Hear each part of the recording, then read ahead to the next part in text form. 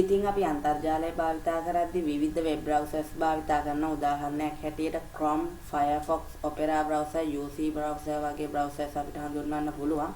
ඉතින් අපි දන්නවා මේ හැම browser එකකින්ම අපි අන්තර්ජාලයේ කරන දේවල් ගැන විස්තර එකතු කරනවා. එහෙම නැත්නම් අපි අන්තර්ජාලයේ මොකක් හරි දෙයක් කරද්දී ඒ වෙබ් browsers මගින් අපිව track කරනවා. ඉතින් අද කියලා දෙන්න ලෑස්ති වෙන්නේ ඔයගොල්ලෝ කොහොමද මේ විදිහට track නොවි අන්තර්ජාලය පාවිච්චි කරන්න කියලා. මේකට ඔයගොල්ලෝ මුලින්ම disconnect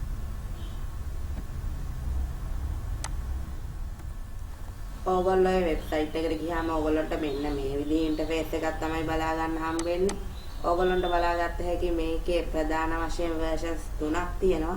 ඕගොල්ලන්ට මේ basic version එක ඕගොල්ලන්ගේ Chrome browser එක, Safari browser එක, හා ඕගොල්ලන්ගේ Firefox වගේම Opera browsers වලට වගේම ඔයාගේ Android smartphone එකට download කරගන්න පුළුවන්. ඉතින් ඊට අමතරව ඕගොල්ලන්ට මේකේ Pro version එකක් බලා ගන්න පුළුවන්. ඒක ඕගොල්ලන්ට ඕගොල්ලන්ගේ iOS mobile phone එකට download කරන්න පුළුවන්. ඊට අමතරව ඕගොල්ලන්ට මේකේ මුදල් ගෙවලා භාවිතා කරන්න, ඒ කියන්නේ premium version එකක් බලා ගන්න පුළුවන්. මේක ඕගොල්ලන්ට ඕගොල්ලන්ගේ Mac OS එකට ඒත් එක්කම ඕගොල්ලන්ගේ iOS phone එකට වගේම ඔයාගේ Android mobile එකට download කිරීමේ හැකියාව තියෙනවා. ඉතින් මම උදාහරණයක් හැටියට මෙන්න මේ Get Basic කියන එක මගේ web browser එකට download කරලා පෙන්නන්නම්.